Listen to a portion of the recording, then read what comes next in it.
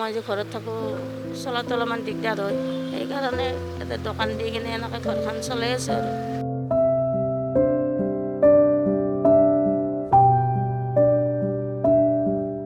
মুঠতে দেহাটো ৰেজ বোলা বস্তুটো নাই আৰু। প্ৰত্যাহ্বানতো সন্মুখীন হ'ব লাগিবই। স্বাস্থ্যসেৱাত কাম কৰিলে প্ৰত্যাহ্বানৰ সন্মুখীন হ'ব লাগিবই। চাকৰিটো কৰোঁ। ये जरूरी नहीं है ना कि स्वीपर का बच्चा स्वीपर ही बने। মহিলা সাংবাদিক হিচাপে প্ৰথম কথা যিটো মই উপলব্ধি কৰিব পাৰিলোঁ সেইটো আছিলে, যদি সাংবাদিকতাত আহিছোঁ তেনেহ'লে প্ৰথমতে এইটো পাহৰি যাব লাগিব যে মই মহিলা হিচাপে সাংবাদিকতালৈ আহিছোঁ। আজি 8 মাৰ্চ আন্তৰ্জাতিক নাৰী দিৱস। নাৰী অনন্যা, নাৰী অৰ্ধ আকাশ, নাৰী অবিহনে সৃষ্টি অসম্ভৱ। আজি আমি দেখুৱাম কেইগৰাকীমান বিশেষ নাৰী, যিকেইগৰাকী নাৰীয়ে নিজৰ কৰ্মৰে কৰ্ম সংস্থাপিত হৈছে আৰু যিকেইগৰাকী নাৰীয়ে নিজক প্ৰতিষ্ঠিত কৰিছে। চাওঁ আহক আমাৰ এক বিশেষ প্ৰতিবেদনত। আপুনি এই সৰু দোকানখন দিয়ে আত্মসংস্থাপন বা নিজৰ ঘৰখন চলাই আছে, কেনেদৰে ভাবিলে আজি এই দোকানখন দিম বুলি? ঘৰখন চলোৱাত কিমানখিনি সুবিধা হৈছে? এই সুবিধাৰ কাৰণে ওলাই আহিছোঁ। বাবুক ঘৰত থৈছোঁ, ল'ৰা এটা কি বুলি কয়, মই যে ঘৰত থাকোঁ চলাত অলপমান দিগদাৰ হয়, সেইকাৰণে এটা দোকান দি কিনে এনেকৈ ঘৰখন চলাই আছোঁ আৰু। যথেষ্ট এতিয়া ধূলিও অসুবিধা ধূলি নহয় ন? বহুত, সেইকাৰণে বেমাৰ আজাৰ বেছি হৈছে। তথাপিও ঘৰত থাকিব পৰা নাই, দোকান বন্ধ কৰিলেও ঘৰ নচলে, ল'ৰাটোক কেনেকৈ পঢ়াম, এনেকুৱাই বহুত অসুবিধা। মাহটো অলপমান দিগদাৰ হয়, তেওঁ এতিয়া হাজিৰা কৰে, কি বুলি ক'ম, তেওঁৰ কামত তেওঁ যায়, মোৰ কামত মই আহোঁ। ৰাতিপুৱা এনে অলপমান কিবা কানি কৰি থৈ আহোঁ আৰু ৰাতি যাই কিনে কাম কৰোঁ। মুঠতে দেহাটো ৰেজ বোলা বস্তুটো নাই আৰু। দোকান বন্ধ কৰি যাওক লাগে তোমাৰ 11টা, 11:30 বাজে। যাই ৰন্ধা বঢ়া কৰি ঘৰৰ কাম কৰি কিনে আহোঁতে 12টা-1টা বাজি যায়। এইটোত আহিব মোৰ ইমান ইচ্ছা নাছিলে। মোৰ ঘৰৰ পৰা মোৰ মা ঢুকালে, মেইনলি মোৰ মা ঢুকাত মই অকলশৰীয়া হৈ গ'লোঁ। মোৰ দেউতাৰ ফালৰ পৰাই মই এইটোত আহিছোঁ। মোৰ ইচ্ছা আছিলে কিন্তু পুলিচত চাকৰি কৰিবৰ কাৰণে। মোৰ এইটোত আহিব মন নাছিলে, একেবাৰে মন নাছিলে, কিন্তু দেউতাৰ উৎসাহত আহিছোঁ আৰু মই এইটো কৰিবৰ কাৰণে। কিন্তু আহি এতিয়া ভালেই লাগিছে বাৰু। আজি এতিয়া মোৰ 16 ইয়াৰ্ছ হ'ল। চাকৰি লাইফ 16 ইয়াৰ্ছ হ'ল আৰু এতিয়া কমপ্লিট। এতিয়া অনুভৱ কেনেকুৱা? আপুনি পুলিচ হ'ম বুলি ভাবিছিলে, এতিয়া আহি পেলাই স্বাস্থ্য কেন্দ্ৰৰ লগত জনতা সেৱাত নিয়োজিত, দুইটাই জনতা সেৱাৰে। দুইটাই হয়। কেনেকুৱা লাগিছে? ভালেই লাগিছে। মানে তাত হয়তো বেছি ভাল লাগিলে হয় নেকি, সেইটো নাজানো, কিন্তু ইয়াতো ভালেই লাগিছে, বেয়া লগা নাই। প্ৰত্যাহ্বানৰ সন্মুখীন হৈছে নেকি কেতিয়াবা? প্ৰত্যাহ্বানতো সন্মুখীন হ'ব লাগিবই। স্বাস্থ্যসেৱাত কাম কৰিলে প্ৰত্যাহ্বানৰ সন্মুখীন হ'ব লাগিবই। কাৰণ কিবা নহয় কিবা এটা দুখ উলিয়ায়েই মানুহে, যিমান হ'লেও মানে যিমান কাম কৰিলেও বেয়া অকণমান ওলায়েই, তেনেকুৱা আৰু। সেই সময়খিনি আপুনি কেনেকৈ নিজকে প্ৰস্তুত কৰি তোলে?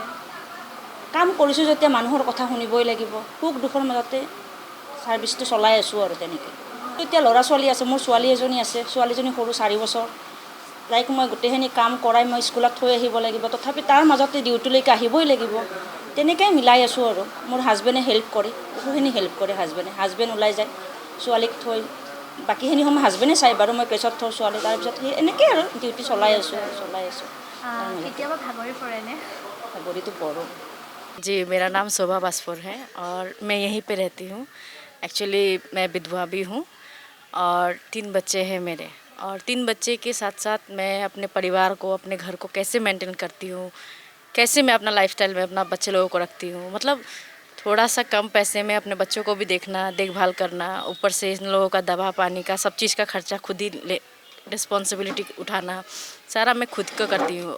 कभी कभी बुखार होता है तो भी उसमें भी मतलब जाना पड़ता है, काम धाम में काम भी देखना पड़ता है। क्या काम करते हैं आप? मैं स्वीपर के काम करती हूँ। हाँ, 9,000 रुपये मेरा सैलरी है और उसके बाद बच्चों को पढ़ाना, ट्यूशन फीस वगैरह सब कुछ मुझे उसमें मेंटेन करना पड़ता है। और बाई चांस अगर कभी ना जाए तो वो चीज़ को लेकर सुनना भी पड़ता है बहुत सारा बात। और मतलब ये मैं सोचती हूँ कि काश हमारा नौकरी में कुछ आगे कुछ बनता हो, कुछ नौकरी में कुछ और प्रोग्रेस हो हमारा, तो सैलरी अगर अच्छा हो तो हम लोगों का बच्चा लोगों का भविष्य कुछ अच्छा बन सकता है। क्योंकि हम लोग सुबह जब उठते हैं, उठने के बाद अपना घर को भी मेंटेन करना पड़ता है, बच्चा लोगों को भी देखना पड़ता है, स्कूल भी पहुंचाना पड़ता है, टिफ़िन का भी खर्च निकालना पड़ता है। उसके बाद उन लोगों का जितना भी भाड़ा खर्चा है सब चीज़ को वो मेंटेन करना पड़ता है। खुद को भी सोचना पड़ता है कि आज ये ऐसे चलता है तो कल कैसे और चलेगा। हम लोग वो चीज़ को बेहतरीन बनाते हैं, लेकिन हमारे हाथ में तो उतना है नहीं पैसा।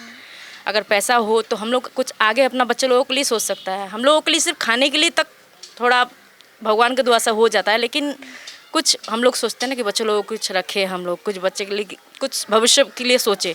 तो भविष्य के लिए सोचने के लिए तो कुछ अच्छा पैसा भी तो होना पड़ेगा ना, लेकिन पैसा नहीं है तो फिर ये सब चीज़ सोच के भी हम लोग क्या करेंगे। बस 2 टाइम का खाना खिला रहे हैं, बच्चे लोगों को पढ़ा रहे हैं, वही बहुत सबसे बड़ा बात है। लेकिन हम तो यही चाहते हैं कि कैसे भी करके अगर नौकरी में कुछ अच्छा हो जाए, हम लोगों का ज़िंदगी में कुछ प्रोग्रेस हो जाए, तो हम लोगों का बच्चा कुछ अच्छा बन पाए। ये ज़रूरी नहीं है ना कि स्वीपर का बच्चा स्वीपर ही बने। आज जो हम लोग जो कष्ट कर रहे हैं, जो तकलीफ़ में हम लोग अपना बच्चे लोगों को पढ़ा रहे हैं, ये जो परवरिश हम लोग दे रहे हैं, कहीं ना कहीं ये सब चीज़ को हम लोग ही सोच रहे हैं। कम से कम ये चीज़ अगर सरकार भी सोचते ना तो हम लोगों का कुछ अच्छा होता। क्योंकि बच्चे लोगों का ये चीज़ है ना कि माँ जैसा कहती है, वो ज़रूरी नहीं है ना कि बच्चा भी वही करे। ये चीज़ अभी हम लोग सुबह से अगर उठते हैं, उठने के बाद हम लोगों का यही होता है कि हम लोगों का नौकरी ठीक से करें।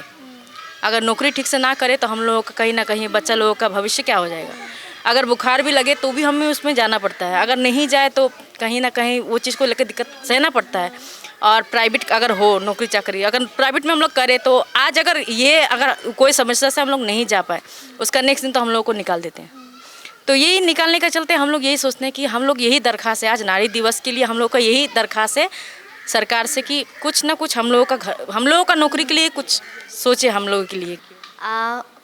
মহিলা সাংবাদিক হিচাপে যথেষ্ট বছৰ আপোনাৰ কৰ্মক্ষেত্ৰত কাম কৰি আছে, ৰাতিয়ে দিনে একাকাৰ কৰি কাম কৰে।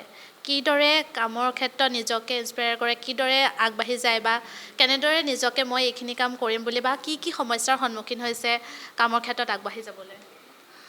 হয়, মহিলা সাংবাদিক হিচাপে প্ৰথম কথা যিটো মই উপলব্ধি কৰিব পাৰিলোঁ সেইটো আছিলে, যদি সাংবাদিকতাত আহিছোঁ তেনেহ'লে প্ৰথমতে এইটো পাহৰি যাব লাগিব যে মই মহিলা হিচাপে সাংবাদিকতাত আহিছোঁ।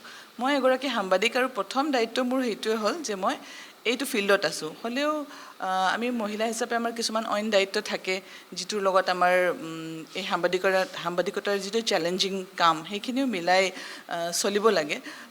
চ' ডেফিনেটলি এটা বেলেঞ্চিং এক্ট এটা ৰিকুৱায়াৰ্ড, এটা দৰকাৰ হয় মহিলাবিলাকৰ ক্ষেত্ৰত। কিন্তু সেইটো অকল মানে জাৰ্নেলিজমতে নহয়, সেইটো সকলো ক্ষেত্ৰতে আমি দেখিছোঁ। মহিলাসকল যেতিয়া বাহিৰলৈ ওলাই আহে তেওঁলোকৰ নিজৰ কিছুমান চেলেঞ্জেছ থাকে, সেইটো সকলো ফিল্ডতে থাকে, এইটোতো আছে। হয়, জাৰ্নেলিজমত এটা ইউনিক স্পেচিয়েলিটি যে আমাৰ টাইমিঙৰ একো তেনেকুৱা মানে ধৰা বন্ধা সময় নাথাকে যে আমি এইখিনিৰ পৰা এইখিনি সময়লৈকে নিউজ যিকোনো টাইমত আহিব পাৰে আৰু আমি সেইটো এড্ৰেছ কৰিব লাগিব। প্লাছ আৰু এটা বহুত ডাঙৰ কথা আছে, মানে আমি একাউণ্টেবিলিটি এটা যিটো মানে আমি যেতিয়া কিবা এটা ৰিপৰ্ট কৰোঁ, মানুহে আমি এইটো ভাবি ৰিপৰ্ট কৰোঁ যে মানুহে যিটো সত্য জানিব বিচাৰিছে। চ' সেই উত্তৰদায়িত্বটো মানে যিটো ৰেছপনচিবল জাৰ্নেলিজম, সেইটোৰ প্ৰতিও বহুত মানে মাইণ্ডফুল হৈ থাকিব লাগে। পুৰুষৰ সমানে সমানে নাৰীসকলো আগুৱাই গৈছে নিজৰ লক্ষ্যস্থানত। যিহেতু পুৰুষ প্ৰধান সমাজখনত নাৰীসকলক বিভিন্ন ক্ষেত্ৰত লাঞ্ছিত বঞ্চিত হোৱাৰ কথা আমি শুনি থাকোঁ, তেনে সময়তে এইসকল মহিলাই নিজক প্ৰতিষ্ঠিত কৰিছে, সমাজৰ আগত নিজে মূৰ দাঙি থিয় হৈছে।